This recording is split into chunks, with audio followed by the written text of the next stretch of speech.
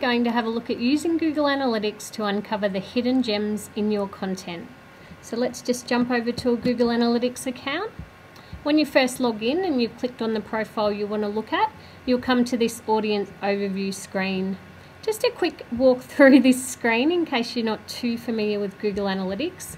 The date range up here in the right hand side generally defaults to the previous month worth of data, but you can actually set it for whatever date range you want to have a look at just by clicking up here and then click apply. Down here, it's really good to understand these stats because all the other stats in your Google Analytics account are broken down by these items. So just a quick walk through.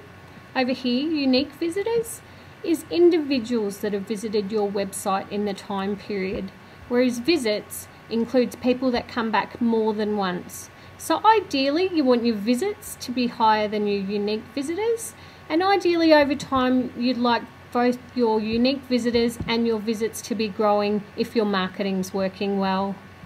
Moving down, page views, that's the number of times a page has been viewed on your website, and it counts if the same person views the same page more than once.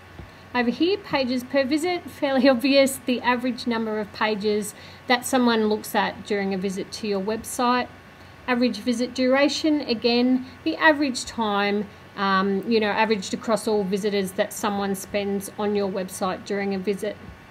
The next stat here, bounce rate, is quite an important one to understand. So bounce rate's out of 100%, and actually the lower the better.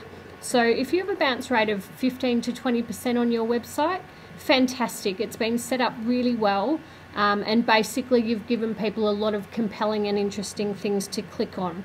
So just to sort of explain more clearly what a bounce is, if someone comes to your website, they don't find anything to click on, and they don't spend any time there, they hit the back button and leave, effectively they've bounced. So if your website's set up and working well, ideally you want your bounce rate to be as low as possible. But keep in mind for blogs, people often come in, spend time reading an article and then leave. So effectively they've bounced, but they've still spent time there reading the article, which is what you wanted. So it is good to understand your bounce rate in conjunction with average visit duration. Okay, so that was a quick overview of some of the stats that we're going to look at a bit further in relation to your content. So next, to get to the hidden gems, on the navigation on the left hand side, click on content, and there's a pull down, and then site content. Underneath site content, click all pages. And this basically shows the stats for every single page of your website. It shows those stats that I just went through. So for each page you can see page views, unique page views, average time on the page, and bounce rate. So this is where we'll find a few hidden gems. For Google Analytics, it always defaults to 10 rows of data, but if you see down here down the bottom, if you've got more data than that, just pull down the highest number, and then you can see everything easily by scrolling up and down on the sidebar. So the most obvious thing, I guess, the page with the highest page views is at the top. So have a look, and basically we can identify the page by the keywords there used in the URL. That's a good reason to shorten your URLs, and that's quite easy to do in WordPress. Just to confirm where that comes from, so if I jump over to the website where that page is, the URL is the link up here that actually takes you to that page. So if yours are quite long, if you haven't been shortening them and it's just been defaulting, like using the keywords from your headline, maybe just start shortening them a bit to just use the keywords, and you'll see that it's easier then to identify the pages in your analytics account. So the page at the top that's getting the most number of page views, think about why that is. Is that page really well optimized and it's getting a lot of traffic from Google? And I'll show you shortly how you can find that out. Or perhaps maybe you know that one had a fantastic headline, so it got retweeted a lot on Twitter. Or maybe it was about a topical article and you published it at just the right time when everyone wanted to share it. So look at the pages that are the most popular and work backwards to figure out why. Then you can aim to duplicate that in future articles. But it's not just the page views that you want to know about the most popular pages. So this stat here, average time on page, that you can actually sort if you click on that column, and you can bring up which page has the highest average time on page. So those pages, obviously, for whatever reason, whatever content's on there, that's kept people on there a lot. So again, that can give you insights. Was that perhaps a video that was longer than the other things and people did stay and watch the video and stay on the page? Or perhaps was that a longer, more in-depth article than you normally write? Yeah, so have a look at the pages with the highest average time on page, and again, figure out why that is, and if one of your goals is to keep people on your site for longer, aim to duplicate it. Now, bounce rate over here in this column, this is another good variable to look at. So ideally, again, for bounce rate, the lower the better.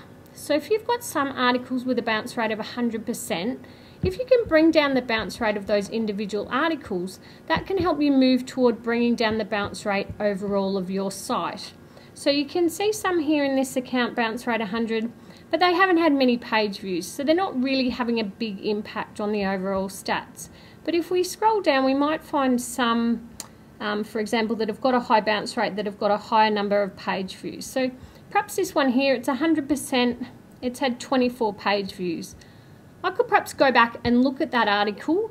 In fact, that was a topical article that no one's going to read anymore, so there's actually not a lot of value in changing it. But if that was an evergreen article that people are reading all the time, all through the year, you could go back and look at that one, try and think about why people are bouncing, and perhaps put another link on it to another interesting article, something relevant. See if there's ways that you can reduce the bounce rate from that page. And by doing that, especially with the ones that have the higher number of page views, like I said, eventually that's a good strategy for bringing down the overall bounce rate of your website. So there's a few of the hidden gems in the content pages.